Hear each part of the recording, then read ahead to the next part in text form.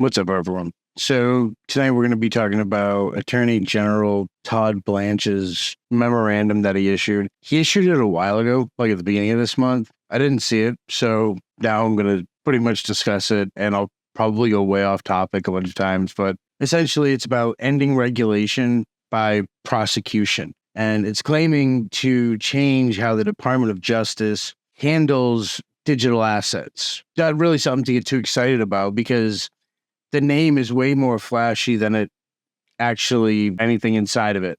On the surface, it sounds like an absolute win. Scaling back things like prosecution, limiting interference, and ending the basically nonstop bureaucratic and regulatory overreach that exists. But then you read it, and it's fairly clear that this isn't about protecting freedom or anything like that, but much more about reorganizing control and kind of tightening it in a different strategy and trying to keep public trust just long enough to stay in the game, basically. The memorandum tries to frame the old approach as some isolated mistake from a prior administration, exactly how every other politician frames anything whenever they get into office. And before we continue, I want to make it clear that I don't care about other classes of criminals that we like to call politicians. The memorandum pretends that using prosecution as regulation was like some one-time abuse, and that is an act of fiction, right? Like regulation by prosecution is not like an accident of policy. It's a feature of government itself. Whenever the state sees something it can't control, crypto, encryption, cash, private markets, it absolutely tries to crush or co-opt it every single time. Like, name one thing that has any worth to it that this hasn't happened with. Like, I'm lucky because many of my subscribers have IQs north of 100, which in many cases allows me personally to benefit by being corrected when I am wrong in a way that informs instead of insults a lot of times. Try to shoot for 5 things, but I'll settle for 1. Anyways, they say that they're shifting focus to real crimes now, crimes like terrorism, narcotics, and human trafficking. But think about that for a second. They jam narcotics right in between 2 of the worst crimes imaginable, basically, right? Like pretending, in my opinion, pretending that drug dealing belongs in the same breath as terrorism and human trafficking. From the darknet standpoint, I would argue that it's accidental. And that's my point. It's the oldest trick in government history, triggering emotional outrage and then riding it straight into a power grab. And they run this exact playbook over and over and over again. There was the war on poverty, where they promised to uplift the poor, but built an entire bureaucratic machine instead. The war on crime, where they justified mass surveillance and militarization of police, who were supposed to be peacekeepers, peace officers, by the way, and the war on drugs, which exploded prison populations and completely trampled a ton of civil liberties. The war on cancer, where billions were funneled into research while cancer rates barely budged. The war on illiteracy, which was just another excuse to expand federal control over education specifically. And the war on homelessness, which turned into money pit for contractors and nonprofits alike without solving anything whatsoever. Then we had the war on inflation, where they printed even more money under the guise of fixing the problems that they caused. We had the war on terror, which was basically the ultimate blank check for endless wars and domestic spying.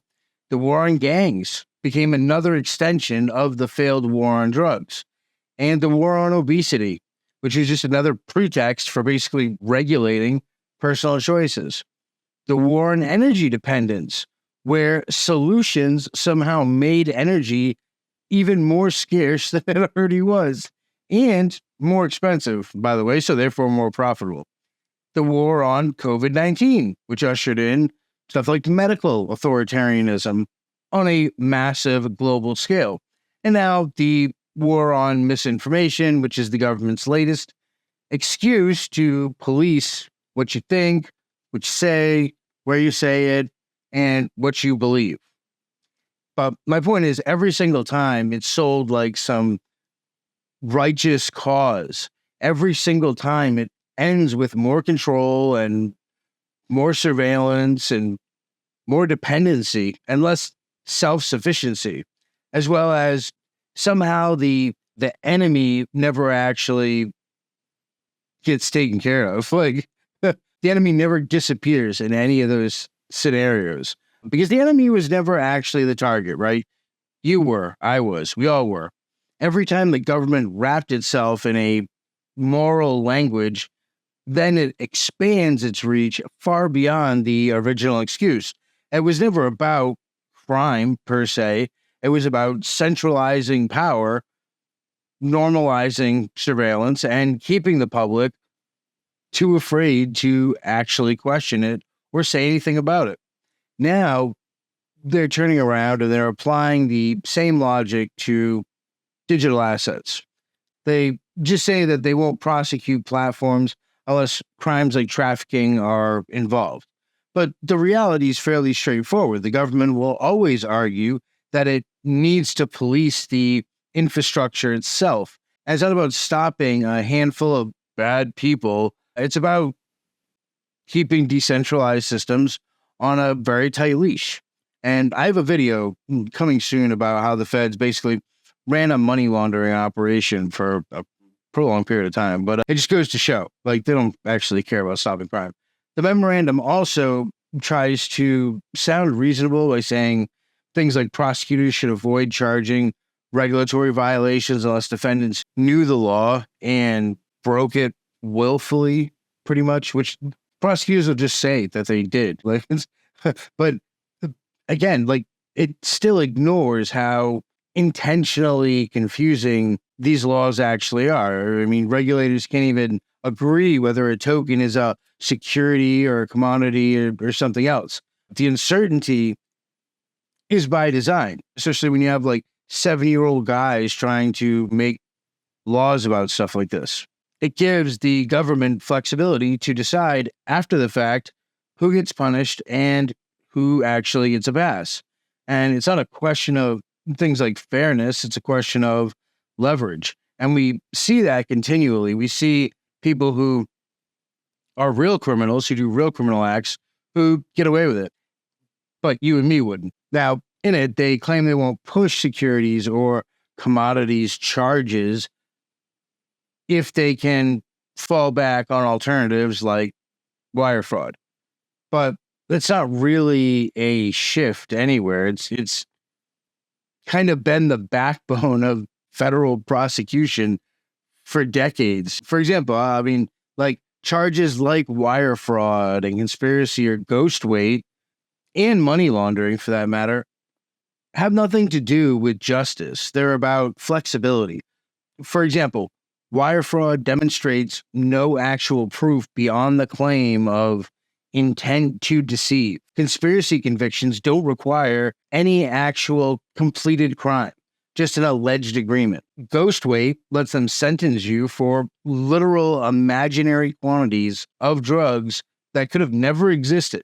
And money laundering basically lets them criminalize financial transactions without actually having to prove the money came from a crime. Structuring charges can turn perfectly legal cash deposits into felonies, and possession with intent punishes you for what you might have done, not what you actually did. And remember, you can get possession with intent from ghost weight. Obstruction of justice gets thrown on top when they can't actually prove actual interference. False statement charges mean even misremembered detail can lead to years in prison. And these charges don't really require evidence. They demand submission. They transform vague accusations and language into guaranteed convictions on a daily basis. They lower the burden of proof while raising the punishments, and they do it by design because of system based on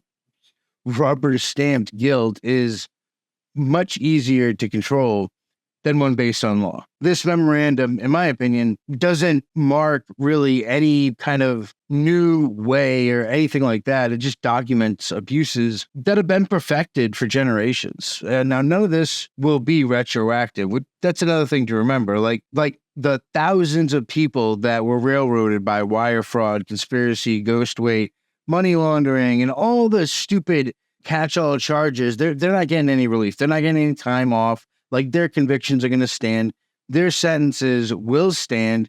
Their lives are already screwed, completely broken by fabricated evidence or just misinformation or whatever, manufactured crimes. And that can't be repaired. And that is in part why when I look at stuff like this, it kind of gets me mad. The DOJ policy changes are about managing headlines and not delivering any kind of justice. They don't actually unwind the damage that's been done. They don't vacate fraudulent convictions, and hell, they don't even, the DOJ doesn't even apologize when they do shit that's wrong.